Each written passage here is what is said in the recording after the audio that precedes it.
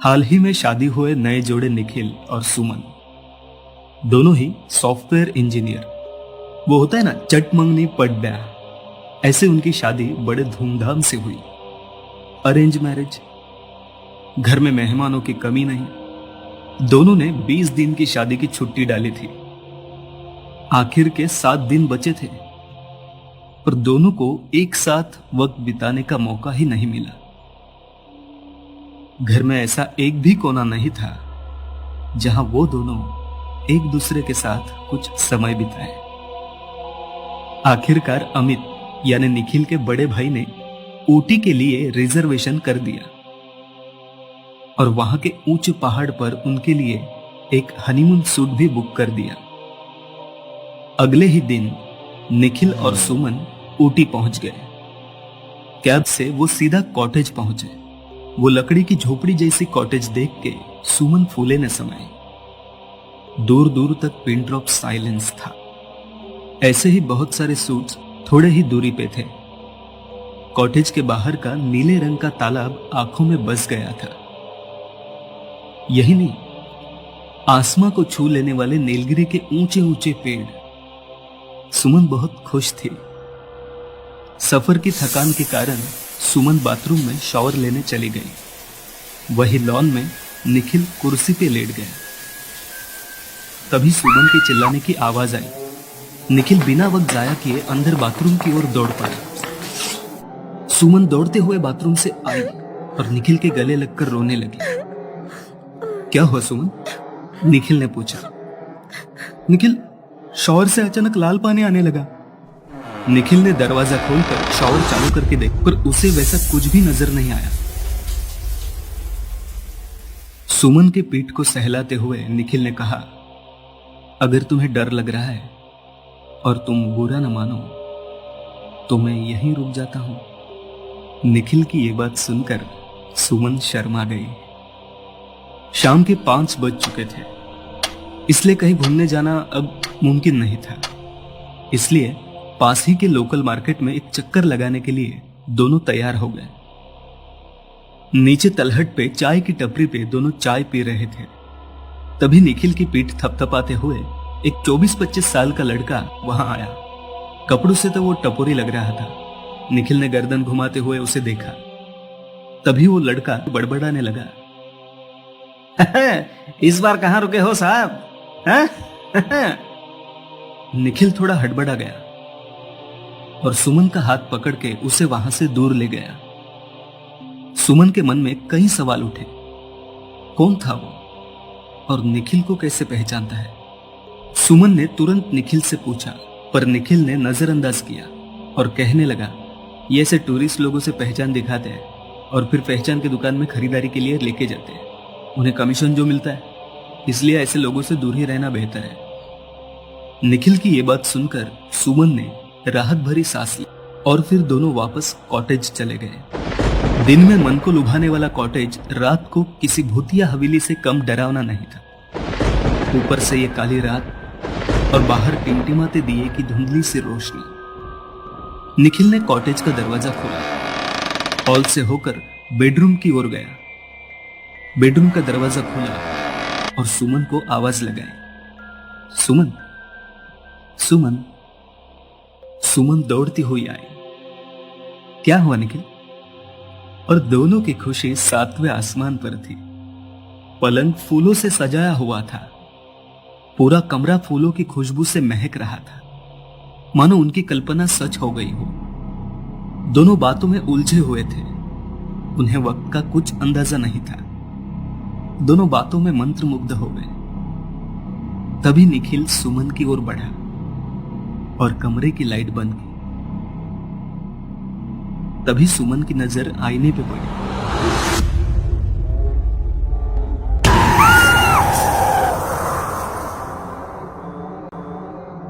निखिल, वहां कोई है? वो बहुत डरी हुई थी। उसके लफ्ज कपकपा रहे थे। निखिल ने लाइट चालू करके सुमन को शांत किया और पूछा, कौन था? उसने कहा, आईने में एक लड़की थी। उसकी आंखें सफेद थी, पूरे चेहरे पे खून ही खून था। आईने के अंदर से हाथ बाहर निकालती के तभी मैं चिल्लाई। निखिल का भूत प्रेत आत्मा पर विश्वास नहीं था। उसने सुमन को समझाया और कहा, लाइट चालू ही रखते हैं, मैं यही हूं, तुम सो जाओ। निखिल उसे सुलाकर बाथरूम में चला गया और तभी बिजली चली गई।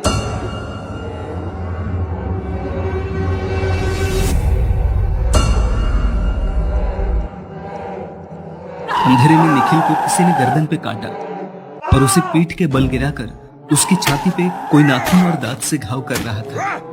वो चीख रहा था, चिल्ला रहा था, पर लाख कोशिश के बाद वो खुद को उससे छुड़ा नहीं पा रहा था। कपकपाती वाली ठंड में निखिल पसीने से पानी पानी हो चुका था। तभी बिजली गिरी और उसे वो चेहरा दिखा। बिखरे हुए बाल, पलके न झपकने वाली बड़ी बड़ी आंखें, चेहरे पे नाखून के निशान और वो डरावनी आवाज। निखिल ने उसे पहचान लिया था। उसने सोचा, अब मेरा मृत्यु अटल है, अब मुझे कोई नहीं बचा सकता। कैसे तो करके झटपटाते हुए निखिल बाथरूम से बाहर आया। मुंह पे पानी मारा, गटगटाते उसने पानी पिया। डर के मारे उसका शरीर कपकपा रहा था। वो सुमन के नजदीक आके बैठ गया। तभी सुमन की आंख खुल गई। निखिल की ऐसी हालत देख के वो डर गई। निखिल ने उसके साथ घटी हुई घटना के बारे में बताया। दोनों ने यहां से चले जाने का निर्णय लिया। निखिल मैनेजर से बात करने चला गया और सुमन बाहर बैठी हुई थी। तभी वहां काम करने वाली बूढ़ी औरत को सुमन ने देखा और वो उससे बात करने लगी।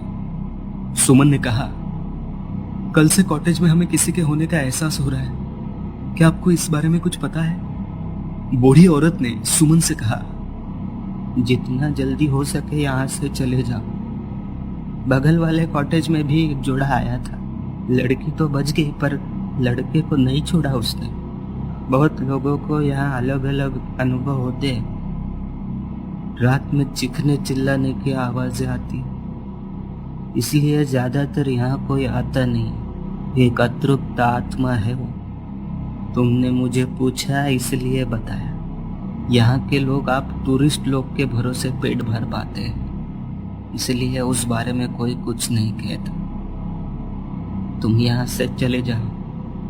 ऐसे कहते हुए बूढ़ी औरत वहां से चली गई। कॉटेज में लौट के दोनों ने पैकिंग कर दी।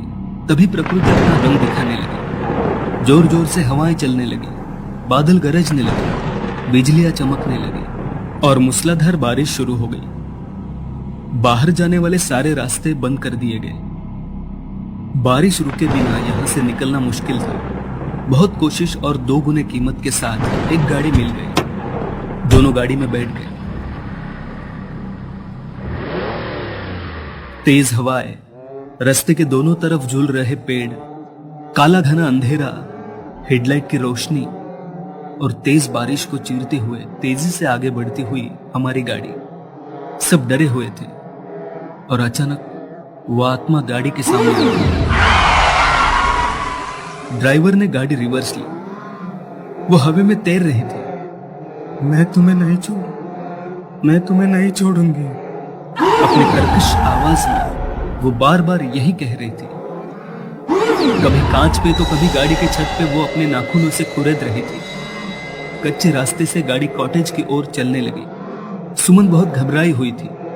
निखिल का हाथ थामे वो सही सलामत कॉटेज पहुंचने की मन में दुआ कर रही थी। आखिरकार वो कॉटेज पहुंच गए। अब बारिश भी रुक चुकी थी। चारों ओर सन्नाटा, पूरा गांव निद्रिस्त था। वो अतृप्त आत्मा निखिल की ओर तेजी से बढ़ गई।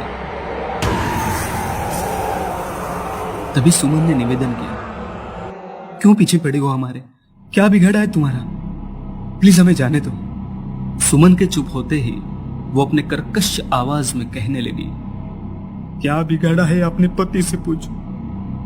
ऐसे कह के वो रोने लगी। उसकी ये दिल चीरने वाली बात सुनकर सुमन ने शक की नजर से निखिल की ओर देखा।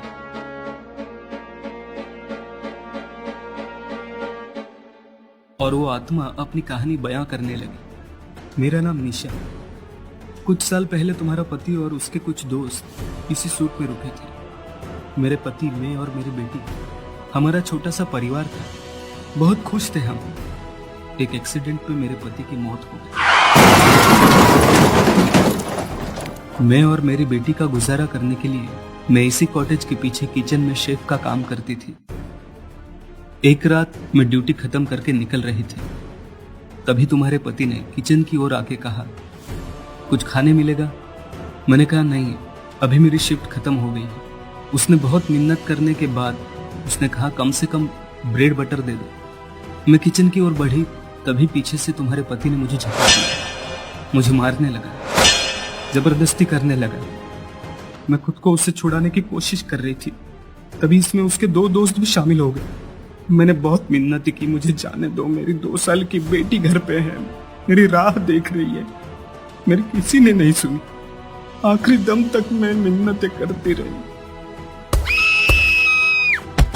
मैं अधमरी सी हो गई, आंखों के सामने अंधेरा छा गया।